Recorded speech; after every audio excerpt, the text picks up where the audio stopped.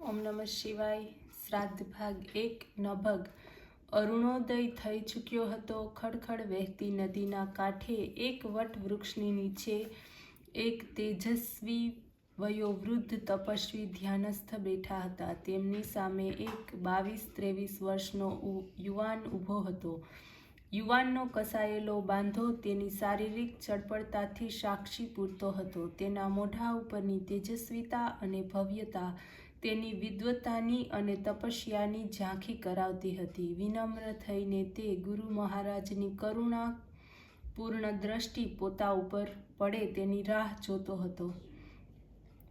આ દુન્યવી વાતાવરણથી દૂર અપાર્થિવ સૃષ્ટિમાં ખોવાઈ જઈને ભગવત ભક્તિમાં લીન થઈ મયેવ મન આધસ્તસ્વ પ્રભુને ચિત્ત અર્પણ કરેલા ગુરુ જ્યારે પોતાની કરુણાપૂર્ણ આંખો ખોલશે ત્યારે તેમની માંગલિક દ્રષ્ટિ પોતાના ઉપર પડે તેવી આતુરતાથી તે ઊભો હતો. બાળ રવિના સોનેરી કિરણોથી વાતાવરણ ભરાઈ ગયું. કરુણા સિંધુ ગુરુ મહારાજે નેત્રો ખોલ્યા ત્યારે તેમની પવિત્ર દ્રષ્ટિ સામે નતમસ્તક ઊભા રહેલા નભગ ઉપર પડી. યુવાન નભગ કૃતકૃત્ય થયો. કેમ નભગ, શું છે? ગુરુએ મીઠાશથી પૂછ્યું.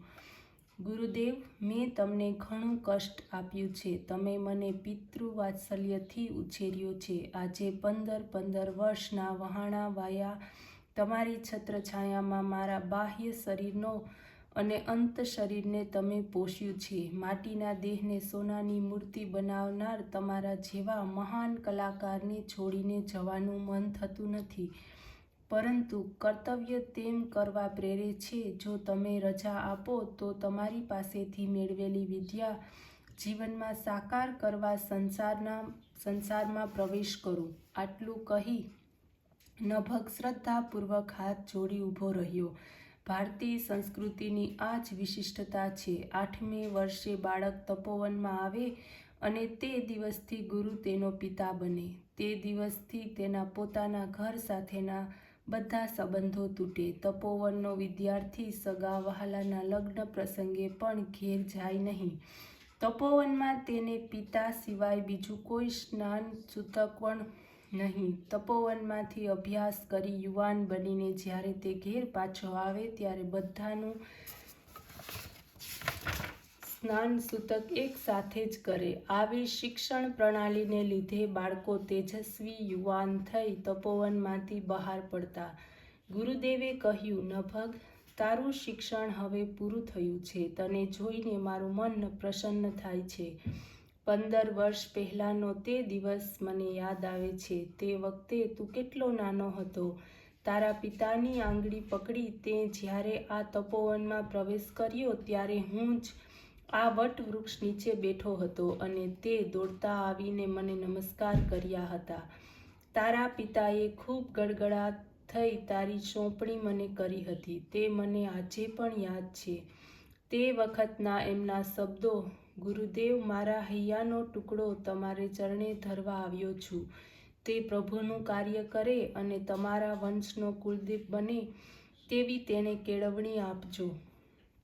આજથી નભગ મારો નથી, હવે તે તમારો જ છે. આ બધું મને ફરી આજે યાદ આવે છે. નભગ, તારા પિતાનો તું ખૂબ લાડકો હતો. તેમણે મને કહ્યું હતું કે મોટા 3 દીકરાઓ તો ન ભણ્યા, પણ મારો નભગ જરૂર ભણશે. તારા પિતા પાસે સંપત્તિ છે તેથી તારા મોટા ભાઈઓને ભણવાની જરૂર ન લાગી. અરે રે, આ કેટલી શુદ્ર અને અધપતિત મનોવૃત્તિ છે. શું પેટ ભરવા માટે જ ભણવાનું હોય? પશુઓ ભણ્યા વગર પોતાનું પેટ ભરી શકે છે અને માનવને પેટ ભરવા માટે ભણવું પડે. જો એવું જ હોય તો માનવ પશુ કરતાં પણ હલકો થયો. સમાજનો ઘણો મોટો વર્ગ એવો છે કે શિક્ષણનું મહત્ત્વ સમજી શક્યો નથી. શિક્ષણ દ્વારા સદવિચારો મળે અને તે સદવિચારો જીવનમાં પચે તો વિકાસ થાય. આપણા પૂર્વજોની સંસ્કૃતિ સમજી લઈને તેને ટકાવવા એ પ્રત્યેક ભારતીયનું કામ છે. મહર્ષિઓએ લોહીનું પાણી કરીને જે સંસ્કૃતિ ઊભી કરી અને જે સંસ્કૃતિને આધારે સમાજ સ્વસ્થતાથી હજારો વર્ષ ઊભો રહ્યો, તે સંસ્કૃતિને ટકાવવા માટે પૂર્વજોએ કેવી રીતે મહેનત કરી, કયા પ્રસંગો કર્યા તે જાણી લેવું જોઈએ. શિક્ષણ એટલા માટે જ છે. માનવ અને સૃષ્ટિનો સંબંધ શો, માનવ અને ભગવાનનો સંબંધ શો, તેનું શિક્ષણ મેળવવા આ ભણતર છે. હું કોણ? હું ક્યાંથી આવ્યો છું? મારે ક્યાં જવાનું છે? મારી શક્તિ કેટલી? હું કઈ રીતે ધ્યેય હાંસિલ કરી શકીશ? આ પ્રશ્નોનો વિચાર કરતાં કરતાં જે શિક્ષણ મળે તે જ ખરી વિદ્યા છે, જેનાથી જીવનનો વિકાસ સાધી શકાય તે ભણતર. ફક્ત પેટ ભરવા માટે ભણવું એ અસંસ્કારિતા છે, જંગલીપણું છે. તેથી જ તારા પિતા તને અહીં લઈ આવ્યા હતા. તારી ભણવાની દ્રઢ ઈચ્છા જોઈને તારા પિતાનું દિલ ભરાઈ આવ્યું હતું. 15 વર્ષ પહેલાં મને તારી સોંપણી કરી ભારે હૈયે તારા પિતાજી પાછા ફર્યા હતા. ગુરુની વાતો એક ચિત્તે સાંભળતા સાંભળતા નભગ ભૂતકાળમાં ખોવાઈ ગયો.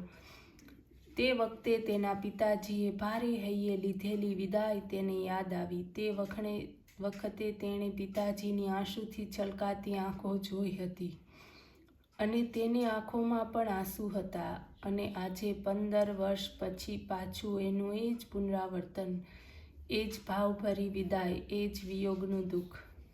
આજે ગુરુ શિષ્યની આંખમાં આંસુ હતા. આજે વહાલશોયા વાતાવરણને, નિસર્ગના સૌંદર્યને અને તપોવનની શાંતિ અને ભવ્યતાને છોડીને જવાનું હતું. નભગ, તે તપોવનનું ખરું જીવન માણ્યું છે. તું ભણતો હતો અને સાથે સાથે તપોવનના વિદ્યાર્થીઓને ભણાવતો હતો. શિક્ષણની સાચી પ્રણાલિકા તે અતિ સુંદર રીતે જાળવી છે. તું ગામે ગામ જઈને લોકોને દૈવી જીવન સમજાવજે, લોકોને સાંસ્કૃતિક જીવનમાં પાઠો ભણાવજે. તારો બ્રહ્મચર્યાશ્રમ ધન્ય થયો છે. હવે તારો ગૃહસ્થાશ્રમ ધન્ય કરજે.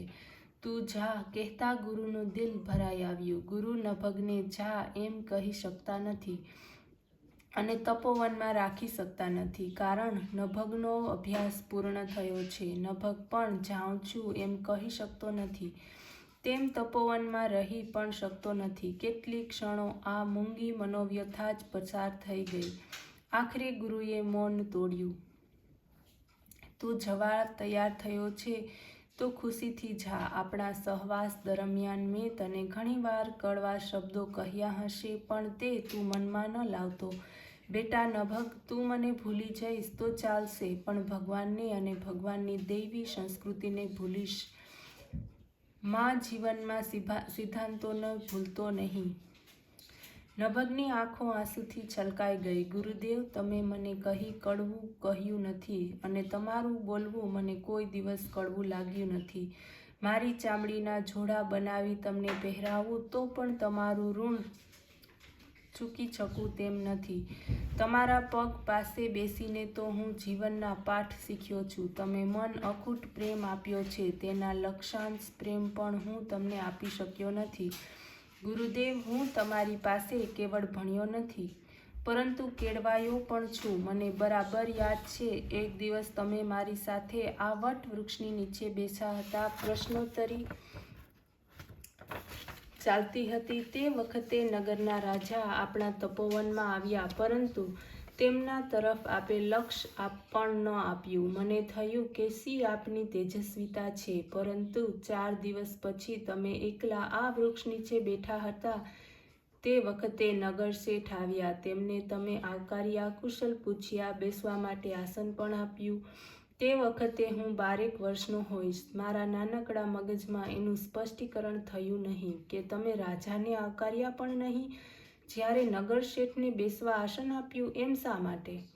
મારી મૂંઝવણ તમે કળી ગયા અને કહ્યું, નભગ, શ્રીમંતો તો ગયા જન્મના યોગ ભ્રષ્ટ જીવો છે. શુચિનામ શ્રીમંતા ગેહે યોગ ભ્રષ્ટો ભિજાયતે. પણ તેમના વૈભવથી કોઈ દિવસ અંજાઈ ન જવું, પરંતુ સાથે સાથે એ પણ ધ્યાન રાખવું જોઈએ કે તેમને હલકા પણ ન ગણતા યોગ્ય સન્માન પણ આપવું જોઈએ. તે દિવસે જ્યારે રાજા આવ્યા ત્યારે હું મારું સર્વ કર્મ કરતો હતો, તો વચ્ચેથી ઉઠાય કેમ? પણ નગર શેઠ આવ્યા ત્યારે હું નવરો બેઠો હતો અને એકલો હતો, તેથી મેં શેઠને આવકાર્યા. આને લીધે મારી મૂંઝવણને મને ઉકેલ મળી ગયો. અને આવા અનેક પ્રસંગોએ મને જીવનના રહસ્યો સમજાવ્યા છે. આવા જીવન રહસ્યો પોતાના વર્તનથી સમજાવનાર ગુરુને હું સી રીતે ભૂલી શકું? ગુરુદેવ પૂછતા પણ સંકોચ થાય છે, પણ ઘણા વર્ષોથી તે દિવસની હું રાહ જોતો હતો. તે દિવસ પ્રત્યક્ષ આજે મને સાંપડ્યો છે. મારે તમને ગુરુ દક્ષિણા આપી છે. હું આપને શરણે શું ધરું? નભગ, તને તપોવનમાં જ્ઞાન મળ્યું છે. અહીં જીવનના જે સિદ્ધાંતો તને મળ્યા છે તે જીવનમાં વણી લઈ સમાજમાં રહેતા લોકોના સંસાર સુખી કરજે. એ જ મારી ગુરુ દક્ષિણા છે.